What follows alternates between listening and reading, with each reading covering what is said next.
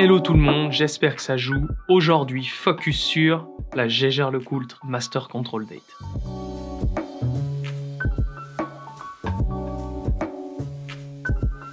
Cette montre a vu le jour en 2017 au SIHH pour fêter le 25e anniversaire de la gamme Master Control. Jaeger-LeCoultre a lancé cette gamme en 1992. Ces éditions 25e anniversaire sont proposées en 3 différents types de montres. La géographique, la chronographe et la date, celle qu'on va vous parler aujourd'hui.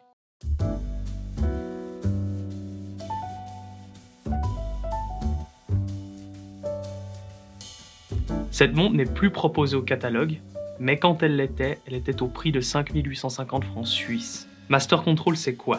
C'est une gamme qui conjugue l'esthétique classique et les performances techniques pour la qualité des mouvements de la manufacture.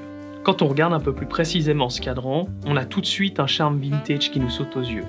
Merci au cadran sectoriel, qui a une partie extérieure satinée circulaire et une partie au centre en finition type opaline, qui lui donne tout de suite un cachet assez incroyable, rehaussé par quelques touches de bleu qui créent et qui nous fait tout de suite dire que c'est une montre moderne.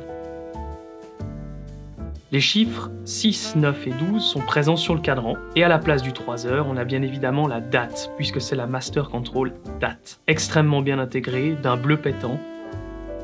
Elle est d'un diamètre que j'estime quasiment parfait, de 39 mm. Les finitions sur la lunette ainsi que les cornes sont polies, miroir, et sur le reste de la carrure, nous avons un effet satiné. Et c'est vrai que ça lui donne une belle dimension à la pièce de jouer avec ces différents polis satinés et polis brillants qu'on apprécie particulièrement. Je crois que la plus belle chose à faire une fois qu'on a cette pièce en main, c'est de la retourner. À travers le fond saphir, on peut apercevoir le calibre 899-1, qui est un mouvement manufacturé bien sûr de la maison Jaeger, et sa masse oscillante qui fait bien sûr remonter le tout en or 22 carats. Quelque chose à noter et à savoir, c'est que chez Jaeger-LeCoultre, une montre ne sortira pas de la manufacture tant qu'elle n'aura pas subi le contrôle des 1000 heures. Et ce contrôle-là fait qu'elle va tourner pendant 1000 heures à l'atelier et être vérifiée, être recalibrée pour qu'elle sorte avec une précision extrême de la manufacture jusqu'à dans votre bel écrin sorti de boutique. A noter que Jaeger-LeCoultre sont très connus pour leur finesse de montre, et celle-là ne déroge pas à la règle. Elle est mesurée à 8,5 mm, donc une montre plutôt fine de la gamme.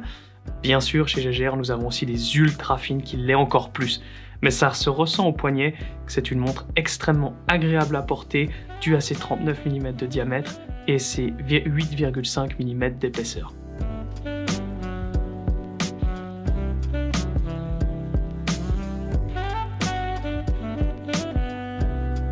Est-ce que c'est parce qu'on porte une Jaeger-LeCoultre, une manufacture connue pour son ingénierie incroyable, pour la qualité de leurs mouvements qui ne sont absolument plus à prouver?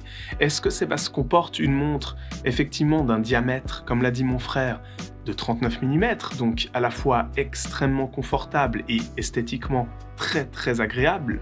Est-ce que c'est parce que c'est une montre qui finalement est très peu épaisse et qui, quand on la met au poignet, on a l'impression d'avoir une montre extrêmement légère, une montre qui se fond, qu'importe le vêtement que vous portez, c'est une montre qui finalement se laisse oublier. Rares sont les fois où j'ai porté une montre qui confère autant d'émotions, qui confère autant de sobriété presque. C'est une montre qui se veut très simple et qui pour le coup réussit très bien ce challenge-là, parce que oui, être simple, c'est un challenge.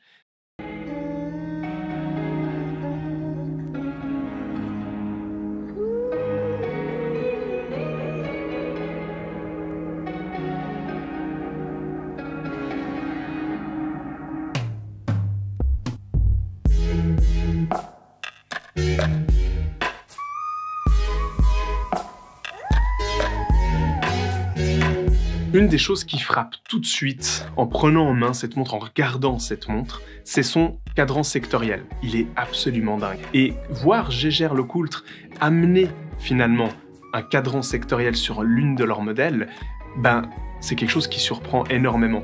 Parce que Jaeger-LeCoultre, en amenant tous ces petits détails l'un après l'autre sur cette montre, ont osé quelque chose. Ils ont osé apporter quelque chose de différent d'habitude, qui vient casser un petit peu les codes. Et clairement, ce cadran sectoriel en fait partie. Je pense que Jaeger était conscient que c'était un modèle particulier, que en créant ce modèle-là, ces 3 modèles-là, avaient créé quelque chose de différent, de particulier. Et ils l'ont assumé, et c'est très bien, et moi je leur en remercie. Sur ce, n'oubliez pas, likez la vidéo, lâchez-nous un petit commentaire pour nous dire ce que vous pensez de cette montre, et comme d'habitude, soyez à l'heure.